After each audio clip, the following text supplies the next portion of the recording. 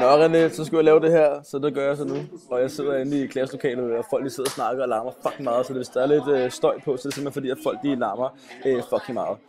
Øh, okay, jamen, så jeg starter bare. Så redegør individuelt, hvilke danskfaglige begreber de to tildelte præsentationer benytter, og vurder, om det er korrekt. Jeg har fået masses, hvad kalder man sådan noget, video, og så har jeg fået Frejs og Tillers video. Og Mads, han bruger, fuck, hvad det hedder? Det hedder assonanser. Han nævner i hvert fald, at der var brugt assonanser i digtet, som ham her Robbie har lavet.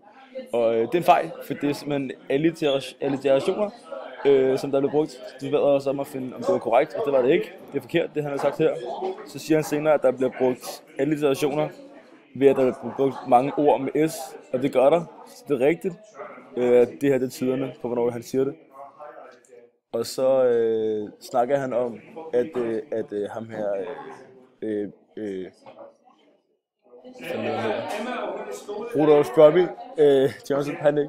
Rudolph Robbie Johnson, at han simpelthen appellerer til, patos ved at udsætte læserne og sige, at de forstår ikke det her ordentligt.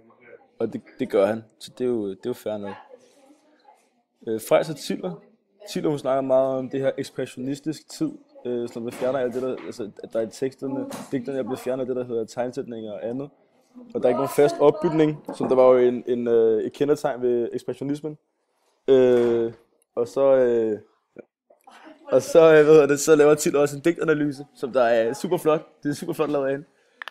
Og Frejs hun resumerer til teksterne og sammenligner dem med forsvarstalen, og det er skide godt. Der er meget måske lidt faglige begreber, men det er godt. Så fremhæv den video, der har der er bedst ud fra et fagligt synspunkt. Masses, den er god. Han kommer lidt tjusket over de to digte og bruger dem ikke i sådan en større sammenhæng. Han sammenligner heller ikke de to digte med forfatterens forsvarstale. Det er sådan lidt, der mangler lidt den der røde tråd.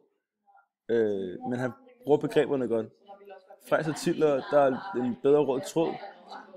De holder digte og forsvarstalen, de holder det tættere sammen. Digtanalysen er god. Jeg savner bare lidt, at der kommer en forklaring. Så Frejs og Tiller, de gjorde det bedst. Så skal jeg bidrage med nogle begreber selv. Der bliver brugt neologisme. Neologisme bliver brugt i det, at han... hvorfor har jeg skrevet det her? Det ved jeg ikke, hvorfor jeg har skrevet. Men i hvert fald...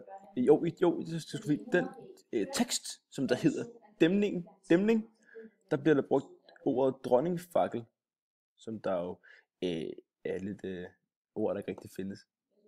Det er neologisme. Det er noget, han selv har fundet på. Så bliver der brugt assonanser. For eksempel så bliver der i teksten fødslen, på den første linje bliver der skrevet skæg, læber, og det er så to A'er, altså to vokaler hedder det. To vokaler. Og så, jeg kunne ikke finde et tredje, men jeg tænkte på, at man kunne godt diskutere, om der var noget ethos i hans forsvarstale. Det der bliver der heller ikke nævnt i nogle steder i de to videoer. Så tak, René. Det var det.